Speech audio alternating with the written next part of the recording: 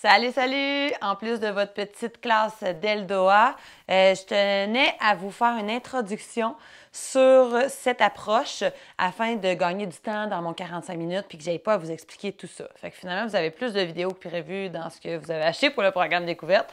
Bonheur pour tout le monde. Les Eldoa, en fait, c'est vraiment des étirements qui sont faits pour chaque articulation de la colonne vertébrale. Donc, il y en a à partir de la 5e lombaire, sacrum 1, et ainsi de suite jusqu'au cervical.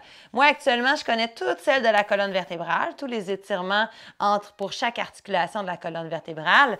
Et dans quelques semaines, je vais faire mon niveau 3 qui va me permettre de vous amener encore plus de choses au niveau des articulations sacro-iliaques, coxo-fémorales, au niveau du fémur, également au niveau de l'épaule et des articulations différentes dans l'épaule, également un petit peu plus haut dans les cervicales.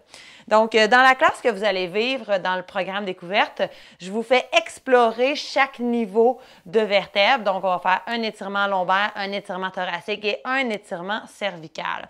C'est important que vous portiez attention aux variantes que je vais vous mentionner dans les différents Eldoa parce que ce sont des exercices qui sont demandants, qui sont difficiles à faire. Donc, il va y avoir une grande période, une bonne partie du cours qui va être une préparation, un échauffement, une mise en condition, une lubrification des articulations, augmentation de la circulation sanguine, avec des choses très simples que vous allez probablement déjà connaître. Et puis, suite à ça, on aura nos étirements Eldoa qui vont être faits de façon dispersée dans la séance. Donc, c'est important de porter attention à mes variantes parce que vous allez voir que moi, mes exercices, peut-être que je vais les faire avec la mobilité d'épaule ici. Mais si vous autres, vous avez la mobilité d'épaule qui se rend jusque-là ou que vous avez les coudes fléchis quand vous le faites, quand vous avez l'impression d'avoir les bras tendus, mais que vous autres, ça ne déplie pas, bien, essayez pas de le forcer pour aller en arrière. Ça y va pas. Vous risquez de perdre tout le reste de la forme de l'exercice si vous forcez pour y aller. Donc, rétrogradez l'exercice, c'est-à-dire descendez légèrement les bras, mais continuez de faire les petits cues que je vous mentionne en continu. C'est important dans les étirements Eldoa, durant les postures, de ne jamais relâcher la tension. Donc, ce que je fais, ce que vous allez entendre, c'est que je vous répète les petits cues en continu pendant toute la durée de l'étirement pour faire en sorte que vous gardiez tout ça le plus possible en tension pendant la durée de l'étirement. Ce qui veut dire, puis pourquoi je fais ça, en fait, c'est que quand je vous demande de pousser les talons, souvent la tête va avancer. Alors là, je vais te dire, recule le menton. Là, tu recules le menton, oups, tu vas perdre les bras. Donc là, je vais te dire, déplie tes coudes, pousse tes bras vers l'arrière. Donc, je vais te répéter ça en continu pour que tu puisses avoir la meilleure position possible. Dans le meilleur des mondes, vous allez vouloir exécuter les exercices directement au sol, surtout dans les positions assises.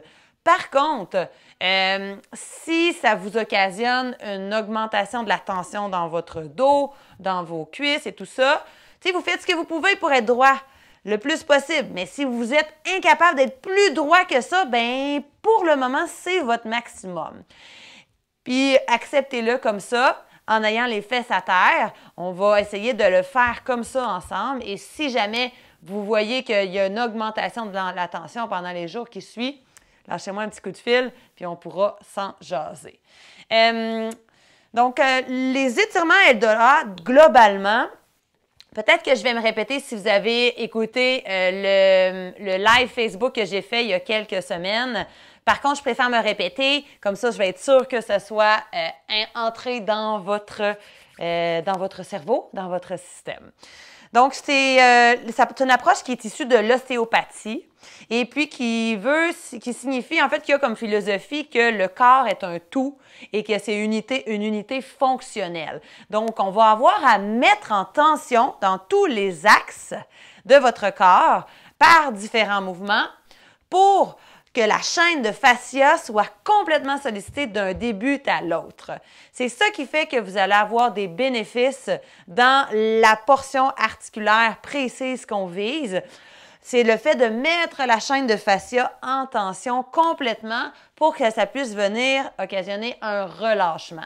Donc, vous allez, si les fascias, je ne répéterai pas cette portion-là, je parle des fascias dans la vidéo d'introduction du Yoga Ball.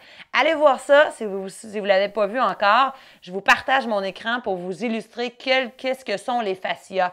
Donc, ça va être très utile dans cette classe d'Eldoa-là également. L'objectif des étirements Eldoa, qu'est-ce que c'est? Allez-y, réfléchissez. On veut aller créer de l'espace dans l'articulation précise qu'on veut travailler. Donc, la biomécanique du corps fait en sorte que, en utilisant la biomécanique du corps, les origines, les insertions de la musculature, de quelle façon les muscles sont configurés aux différents endroits dans votre colonne vertébrale, on va les utiliser finalement pour venir stabiliser la vertèbre inférieure. Et par une mise en tension du haut du corps, on va décoacter, donc tracter la vertèbre supérieure pour créer de l'espace dans votre disque intervertébral dans l'articulation qu'on désire.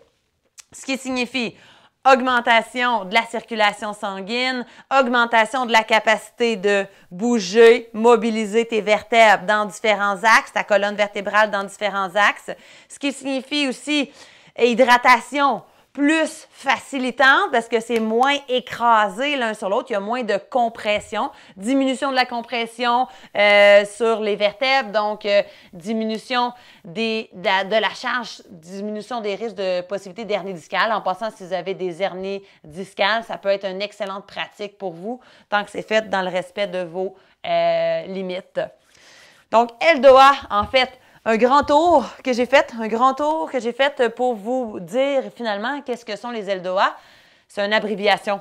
Ça veut dire étirement longitudinaux, L pour longitudinaux, de décoaptation. Décoaptation, c'est pour créer de l'espace. Ostéo, A articulaire. OK? Donc ça, c'est l'abréviation complète du terme Eldoa que je viens de vous expliquer en long et en large pour finalement aboutir puis que vous compreniez qu'est-ce que c'est un étirement Eldoa. Voilà. Et puis, ce qui est vraiment intéressant des Eldoa, c'est que parce qu'on stimule tout ce qui est dans la colonne vertébrale, il y a également la moelle épinière qui est dans ce coin-là et toutes des petites terminaisons nerveuses qui viennent s'insérer dans chaque palier de vertèbre. Vous allez voir, je vais me procurer éventuellement, en fait, si vous faites une petite recherche sur Internet, vous allez voir que les terminaisons nerveuses qui sont reliées dans chacune des vertèbres vont avoir un lien avec une certaine région des organes internes ou du cœur ou du système respiratoire. Donc, en stimulant la portion précise qu'on désire faire avec notre Eldoa, ça peut créer des bénéfices dans un endroit spécifique, rein, foie, système gastro-intestinal, ovaire, etc. Donc, je vais le préciser dans les exercices qu'on va faire ensemble, dans les étirements qu'on va faire ensemble dans la séance. Portez attention, ça peut être quelque chose d'intéressant selon vos tensions et votre corps à vous autres. Donc, globalement, les étirements Eldoa vont vous aider à améliorer, votre posture, évidemment, parce qu'on crée de l'espace entre les disques intervertébraux, ils ont plus de place pour mieux bouger. Si on a une meilleure posture, on va certainement avoir un meilleur tonus musculaire aussi. Je vous l'ai dit, qui dit mise en tension, en fait, dit également tonus musculaire un petit peu plus demandant.